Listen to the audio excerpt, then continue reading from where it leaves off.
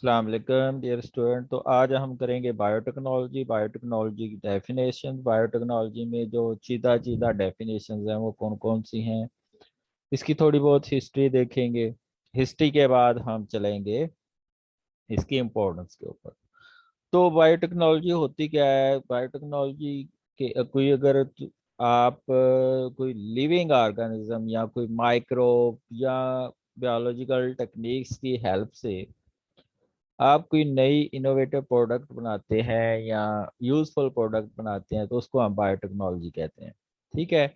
यानी कि let's suppose कि आपने इंसुलिन प्रोड्यूस करनी है तो आप क्या करते हैं, कोई एक स्ट्रांग प्रमोटर किसी प्रोकैरियोट या यूकेरियोट का लेते हैं। ठीक है। वो किसी वेक्टर का प्रमोटर होता है जिसके अंदर आप अपना इंसुलिन का जीन ऑफ इंटरेस्ट लगा दें। तो जब आप होस्ट के अंदर उसको दाखिल करते हैं या उसके अंदर इंट्रोड्यूस करते हैं तो वो मैनिपुलेट करता है। तो जब वो मैनिपुलेट करेगा तो इंसुलिन प्रोड्यूस करेगा। तो इंसुलिन आप प्रोड्यूस कर रहे हैं in vitro by using microbes. ठीक है। तो उसको, हाँ, इन विवो भी हो सकती है, इन विट्रो भी हो सकती है। तो आप इस प्रोसेस को बायोटेक्नोलॉजी कहेंगे। Using scientific method with organism to produce new product or new forms of organism is known as biotechnology. Any technique that uses living organism or substances from those organisms to make or modify a product to improve plants or animals or to develop microorganism or specific uses is also known as biotechnology. इसमें इसकी importance भी आ गई है, biotechnology क्यों important है। ठीक है। आगे है बायोटेक्नोलॉजी की थोड़े से इम्पोर्टेंट कंसेप्ट हैं। Deal with the technique of using live organism और enzyme from organism to produce products and processes useful to human, जो कि मैं ऑलरेडी आपको बता चुका हूँ। यानी कि बायोलॉजिकल टेक्निक्स को यूज करते हुए आप लाइविंग ऑर्गेनिज्म या उनके एंजाइम जो वो एक्सक्रीट करते हैं वो यूज करते हैं और उनसे यूजफुल प्रोडक्ट्स में आते हैं। तो ये क्या है? Biotechnology. Utilise technique to alter था, ये जेनेटिक इंजीनियरिंग में आ जाता है। अगर आप केमिस्ट्री ऑफ जेनेटिक मटेरियल को आप चेंज करके कोई डिजायर्ड चेंजेस लेके आते हैं फिनोटाइप्स के अंदर, तो वो क्या किस में आ जाता है? बायो इसके अंदर इसकी फर्दर आगे एक्सटेंशन है। Utilize techniques to alter the chemistry of genetic material DNA and RNA to introduce these into the host organism and thus change the phenotype of the host is known as, ये genetic engineering है जो कि main branch है biotechnology की। तो एक और definition है, any technological application that uses biological system to or derivative thereof to make और modify product for specific use is known as biotechnology. तो जेनेटिक इंजीनियरिंग में आपको ऑलरेडी डेफिनेशन बता चुका हूँ को जो कि मेन कंपोनेंट है बायोटेक्नोलॉजी का। The technique to alter the chemistry of genetic material DNA and RNA to introduce these into the host organism and thus change the phenotype of the host organism is known as genetic engineering. Restriction enzyme क्या होते हैं? ये scissor होते हैं, cutter होते हैं और specific position पे कट लगाते हैं। कहाँ पे? डीएनए के अंदर। ठीक है। तो आपने अपने जीन ऑफ इंटरेस्ट को वेक्टर के अंदर इंट्रोड्यूस करवाना है तो उसके लिए आपको रिस्ट्रिक्शन एंजाइम चाहिए होते हैं और वो रिस्ट्रिक्शन एंजाइम आप बैक्टीरिया से, माइक्रोब से आप ऑब्टेन करते हैं। Enzyme that are used to cut DNA segment at specific site are called restriction enzyme. ठीक है। जो स्पेसिफिक रीजन पे कट लगता है उसको हम रिस्ट्रिक्शन एंजाइम कहते हैं। इसकी दो मेजर टाइप्स हैं, वैसे तो इसकी सब टाइप चार हैं।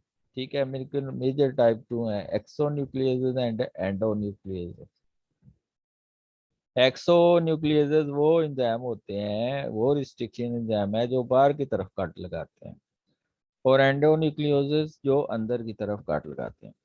Enzyme that remove the nucleotide from the ends of the DNA molecule is known as exonucleases. Enzyme that make cuts at specific position within the DNA molecule is known as endonucleases. ठीक है। तो आगे plasmid, plasmid को हम mostly vector के तौर पर use करते हैं। ये क्यों इसको वेक्टर के तौर पर यूज करते हैं? क्योंकि ये ऑटोनोमसली रेप्लिकेट करता है। आप किसी भी होस्ट में डाल करते हैं, अगर वहाँ पे सूटेबल इन्वायरमेंट मिलता है तो ये खुद बहुत ही रेप्लिकेट करता है। तो इसमें आप अपना जीन ऑफ इंटरेस्ट डाल के चीज को मैनिपुलेट कर सकते हैं।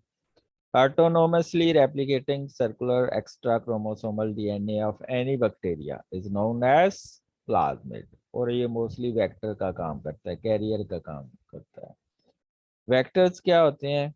May be plasmid DNA or viruses that can act as a vehicle to transfer the piece of DNA attached to it। यानी कि ये एक ऐसा कैरियर मॉलिक्यूल होता है कि जो आपके जीन ऑफ इंटरेस्ट को होस्ट के अंदर लेके जाता है और वहां पे मैनिपुलेट करता है। वो लैम्डा फेज की फॉर्म में हो सकता है, वो टीआई प्लाज्मिड की फॉर्म में हो सकता है, वो बिक्यूलोवायरसेस की फॉर्म में हो सकता है, वो ये प्लाज्मिड की फॉर्म में हो सकता है। तो वेक्टर की कई टाइप हो सकते हैं। यीस्ट के अंदर 4-5 वेक्टर की टाइप्स होती हैं जो हम यूज करते हैं। ओरिजिन ऑफ एप्लीकेशन, ये बड़ा इंपॉर्टेंट होता है, जहां से रेप्लिकेशन ने स्टार्ट होना होता है। Specific DNA sequence which is responsible for initiation replication is called origin of replication. और ये 5-6 कैरेक्टरिस्टिक्स चाहिए होते हैं एक अच्छे वेक्टर के लिए। उसमें एक रीजन ऑफ रेप्लिकेशन है, सिलेक्टेबल मार्कर होना चाहिए, प्रमोटर अच्छा होना चाहिए।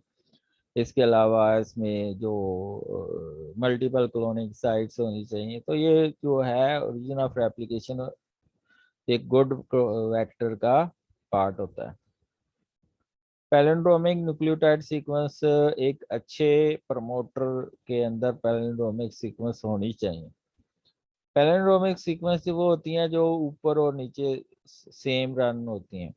Palindrome in DNA is a sequence of base pairs that read the same on the two streams when the orientation of reading frame is kept the same। ठीक है, तो ये यानी कि ये आपके पास एक सीक्वेंस है GAA, ये 3 प्राइम एंड है, और दूसरी तरफ ये 3 प्राइम एंड पे दोबारा रिपीट हो रही है, और ये 5 प्राइम एंड के ऊपर TTC है, तो इधर भी आपके पास TTC है। तो ये ऊपर और नीचे सेम रिपीट्स आती हैं, इसको हम पैलिंड्रोमिक सीक्वेंस कहते हैं। जेल लैक्टोफोरेसिस एक ऐसी टेक्निक है जिसकी वजह मदद से आप डीएनए आरएनए को सेपरेट कर सकते हैं। क्यों? क्योंकि डीएनए के ऊपर नेगेटिव चार्ज होता है, तो ये पॉजिटिव पोल की तरफ मूव करता है जब हम करंट प्रोवाइड करते हैं। ट्रांसफॉर्मेशन कोई भी ऐसा प्रोसेस जिसकी वजह से आप डीएनए को बैक्टीरिया के अंदर इंट्रोड्यूस करवाते हैं, तो वो क्या कहलाता है? Transformation. The procedure through which a piece of DNA is introduced into a host bacterium is known as transformation।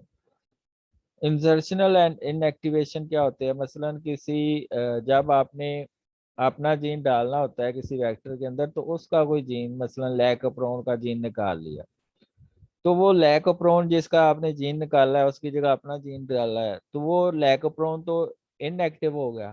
ठीक है, तो आपका जीन उधर जाके एक्टिव हो गया, तो इसको हम कहते हैं इंसर्शनल इनएक्टिवेशन।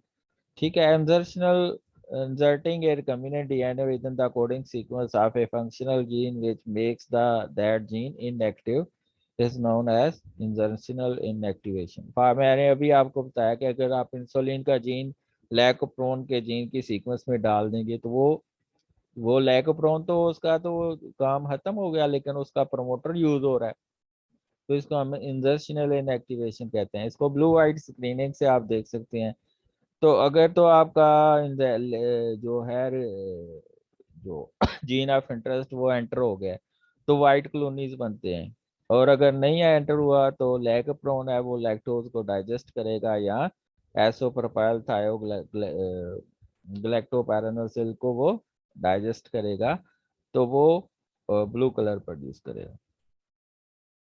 सिलेक्टेबल मार्कर एक डिजायरेबल जीन सीक्वेंस होती हैं जो कि किसी एंटीबायोटिक के अगेंस्ट रेजिस्टेंट हो सकती हैं, या कोई करेक्टरिस्टिक्स होता है कोई खास करेक्टरिस्टिक्स होता है उस जीन सीक्वेंस में। मोस्टली वो एंटीबायोटिक रेजिस्टेंट जीन रखते हैं जो सिलेक्टेबल मार्कर होते हैं।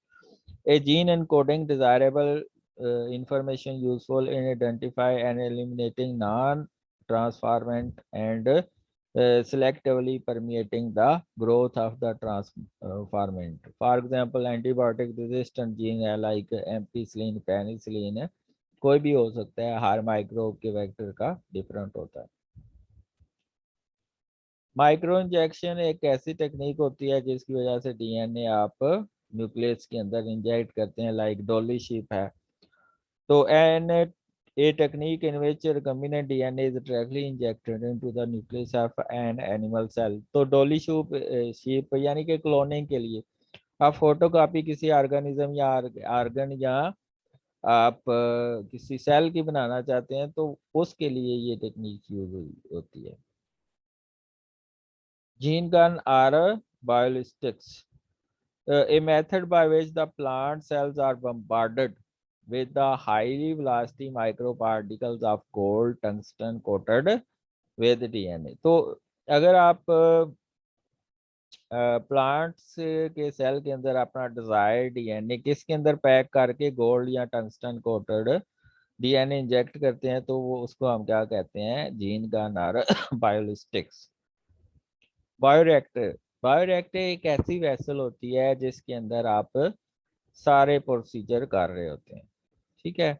मसलन आप बायोरिएक्टर के अंदर सूटेबल एरेशन दे सकते हैं, टेम्परेचर दे सकते हैं, पीएच दे सकते हैं, ठीक है, जिसके अंदर आप अपना माइक्रोब डालते हैं तो वो यूजफुल प्रोडक्ट बनता है और वहाँ से ही वो प्योरीफाई होता है और आपके पास एक बड़ी स्केल के ऊपर जब आपने काम करना होता है, मसलन ये हमारे पास बायोलॉजिकल सेंटर है, वहाँ पे वैक्सीन बन रही है तो वहाँ पे बहुत बड़ा रिएक्टर है जो वैक्सीन प्रोड्यूस करता है। तो ये बायो रिएक्टर होते हैं जिसमें यूजफुल प्रोडक्ट कोई बनता है, कोई वैक्सीन, कोई इंसुलिन, कोई इस तरह की जो चीज होती है। vessel in which raw material are biologically converted into specific product, individual enzymes using microbial plants, animals are human cells। तो वो उसको हम बायोरिएक्टर कहते हैं। थोड़ी सी हिस्ट्री को देख लें तो बैक्टीरियोफाजेस जिसका वेक्टर मोस्टली हम यूज करते हैं, जिसको वेक्टर के तौर पर यूज करते हैं, वो डिस्कवर हुए थे 1915 के अंदर। और बायोटेक्नोलॉजी का वर्ड जो कि इंट्रोड्यूस किया था कैरोले एरेकी, ये 1919 के अंदर ये हुआ था। 1922 के अंदर क्या हुआ था, Frederick Banting and Charles Best discover insulin. जो ये सबसे बड़ा कारनामा था, ये इंसुलिन की डिस्कवरी से डायबिटीज मेलाइटिस का इलाज जो है वो पॉसिबल हुआ, उसकी क्योर पॉसिबल हुई। 1927 में क्या हुआ, हरमन मुलर ने क्या किया, radiation causes defects in chromosome, कहता है कि जो अल्फा बीटा गामा रेडिएशन है ये डिफेक्ट का कर सकती है किसमें, क्रोमोसोम्स के अंदर। इन 1928 के अंदर Alexander Fleming and antibiotic penicillin इसने डिस्कवर की थी। अलेक्जेंडर फ्लेमिंग ने क्या डिस्कवर किया, पेनिसिलिन एक antibiotic. Oswald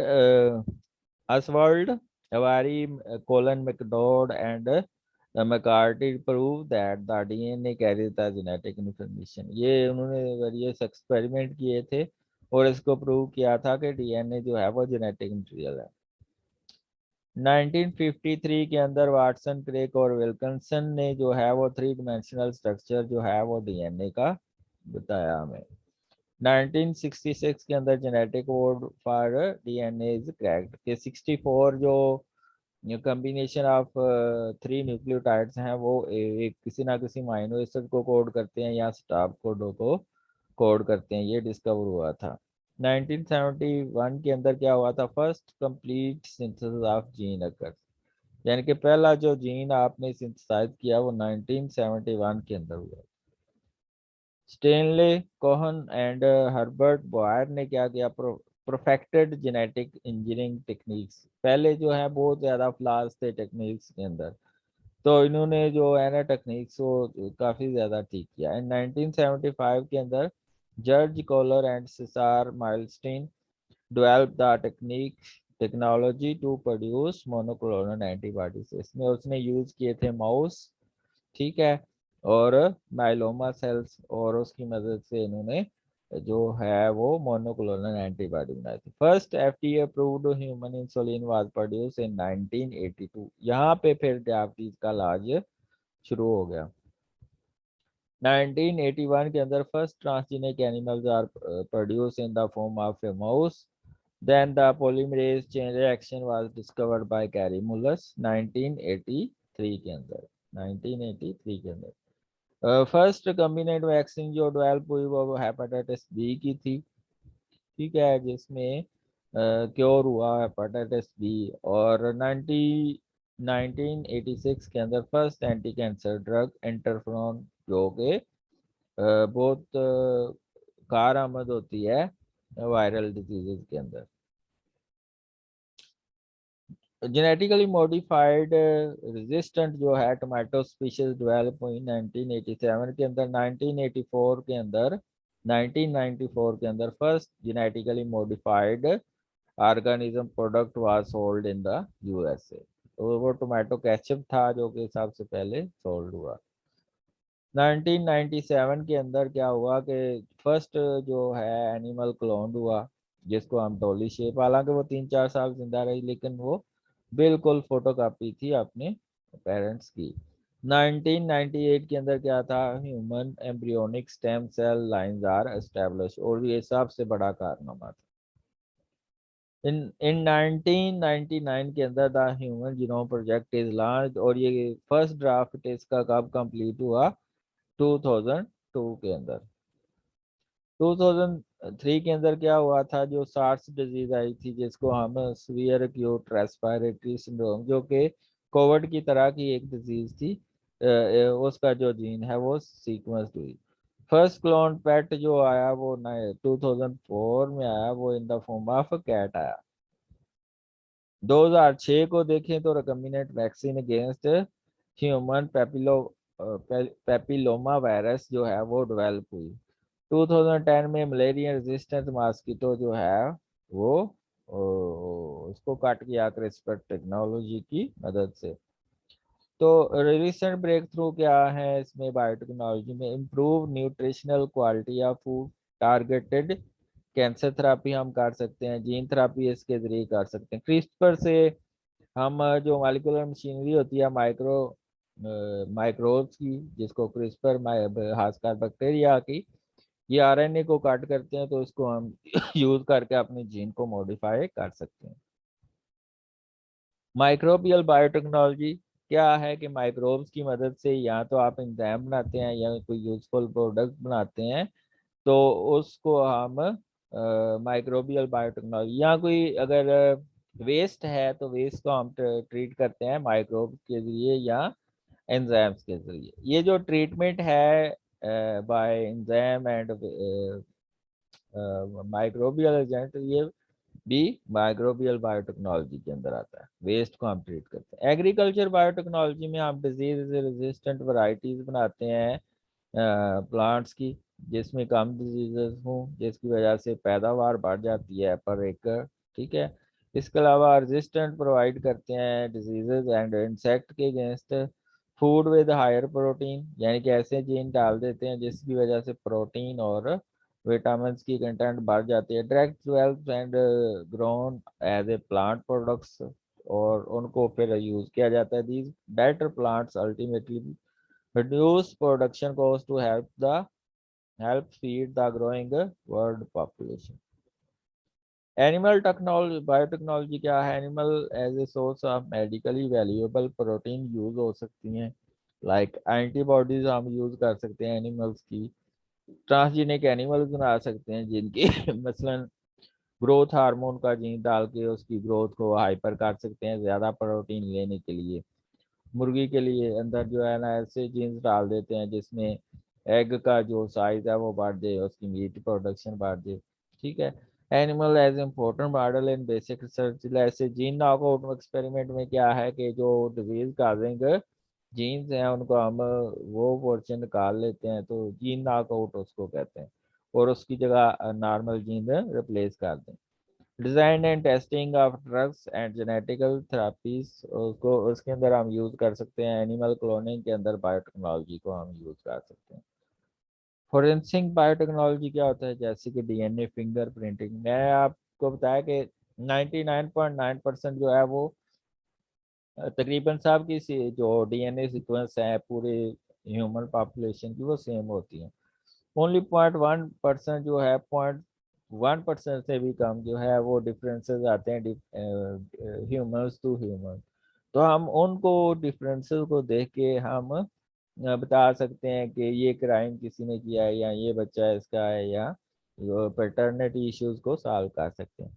inclusion and exclusion of a person from suspicion, कि हम उसका डीएनए चेक करते हैं कि अगर सिमिलैरिटी है तो वो क्राइम किया उसने, अगर नहीं सिमिलैरिटी जो क्राइम सीन पे डीएनए मिला है और तो उसका मिला है तो हम उसको इग्नोर करते हैं। इसके अलावा पैटर्निटी इश्यूज भी इसके जरिए फाइंड आउट कर सकते हैं। आइडेंटिफिकेशन ऑफ ह्यूमन रिमेन्स, यानी कि पैलेंटोलॉजी में ये इन्वॉल्व हो सकता है, इसमें forensic science.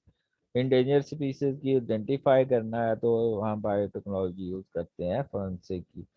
Trekking and confirmation of the spread of disease, इसके जरिए हम देख सकते हैं। बायो रेमिडिएशन में आपको ऑलरेडी बता चुका हूँ कि माइक्रोब के जरिए किसी टॉक्सिक कंपाउंड या इंजाइम के जरिए आप टॉक्सिक मटेरियल को फ्रॉम द एनवायरनमेंट आप क्लीन करते हैं, तो उसको हम बायो रेमिडिएशन करते हैं। The use of biotechnology to process and degrade a variety of natural and man made substances which are toxic to human health are known as bioremediation, particularly those that contribute to the environmental pollution। वही मैं जो आपको already बता चुका हूँ। Example, stimulated growth of bacteria that degrade the component in crude oil। ये दो तीन इंसिडेंट हुए हैं, तो इसमें यही जो है बायोरेमिडिएशन का प्रोसेस यूज किया था। Bioremediation adding nutrient to stimulate the growth of bacteria to clean up oil spills। वही मैं कह रहा हूँ कि उस एरिया में हम फूड का स्प्रे करते हैं जिसमें माइक्रोब की ग्रोथ ज़्यादा होती है और वो ज़्यादा जो है वो ऑयल रिजर्व को ख़त्म करते हैं। ठीक है, जो ये बैक्टीरियल स्टेन है जिसमें जो ज़्यादा ऑयल को क्लीन करती है। ठीक है, एक्वेटिक बायोटेक्नोलॉजी को देखें तो इसमें जो 50% कंजप्शन है फिश की, वो ह्यूमन करते हैं और वर्ल्ड वाइड वो कार्य होते हैं। तो अगर हम फिश का साइज बढ़ा दें बाय जेनेटिकली मॉडिफाइड तरीके से, उसके अंदर ग्रोथ हार्मोन या दूसरे हार्मोन डाल दें जिसकी वजह से उसकी ग्रोथ ज़्यादा हो जाए, तो ये जो है हमारी प्रोटीन की रिक्वायरमेंट को पूरा कर सकती है। Disease resistance strain of oysters, ये बड़े शौक से खाए जाते हैं। Vaccine against viruses that affect infect salmon and other fin fishes, यानी कि फिश जो वायरल इन्फेक्शन होती हैं उसको भी हम उनके अंदर ऐसी वैक्सीन बना सकते हैं जो उन वायरसेस को किल कर दें। Transgenic Salomon that our produce growth hormone, ये देखें ये सलमन जो है वो अवर प्रोड्यूस का, इसमें जो है ग्रोथ हार्मोन प्रोड्यूस होता है जिसकी वजह से इसकी ग्रोथ नॉर्मल से डबल हो जाती है।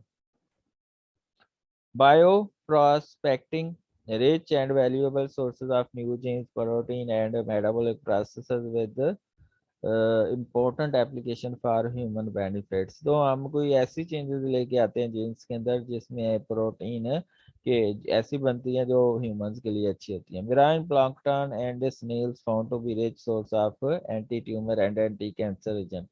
तो हम जो प्लैंकटन होते हैं या स्नेल होते हैं उनकी प्रोटीन क्योंकि एंटी कैंसर होती हैं और एंटी ट्यूमर होती हैं, तो उनको हम कैंसर की ट्रीटमेंट के लिए यूज कर सकते हैं। मेडिकल बायोटेक्नोलॉजी में देखें तो involve with the whole spectrum of human medicine. Preventive medicine है, diagnosis of health and illness, इसके जरिए हम कर सकते हैं। ट्रीटमेंट ऑफ ह्यूमन डिजीजेस हम मेडिकल बायोटेक्नोलॉजी में कर सकते हैं। प्रिवेंटिव मेडिसिन हम खुद बना सकते हैं माइक्रोब को यूज करके। डायग्नोसिस ऑफ हेल्थ यानी कि हम डिफरेंट टेक्निक लाइजा पीसीआर वगैरह यूज करके डिजीज को डायग्नोस करना है और फिर उसकी ट्रीटमेंट करनी है। हम new information for human genome project, gene therapy हम कर सकते हैं, सेम सेल टेक्नोलॉजी के जरिए डिजीज को हम ट्रीट कर सकते हैं। फ्यूचर क्या है बायोटेक्नोलॉजी का या मेडिसिन में? Smart drugs for cancer and autoimmune diseases like arthritis, psoriasis, diabetes के लिए हम बना सकते हैं। Gene based diagnostic and therapies हम कर सकते हैं, pharmaco genomics and personalised medicine जो हम बना सकते हैं, stem cells and regenerative medicine हम यूज कर सकते हैं, हेल्दी एंड लॉन्गलिविटी जो है ना लाइफ को इंक्रीज कर सकते हैं बाय यूजिंग फ्यूचर मेडिसिन। तो ये कुछ रेफरेंसेस हैं जैसे ये डेटा लिया गया है। ठीक है, थैंक यू। अगर ये लेक्चर आपको पसंद आता है तो वीडियो को लाइक भी कर दें और शेयर भी कर दें और चैनल को सब्सक्राइब कर दें। थैंक यू ऑल, फी मान।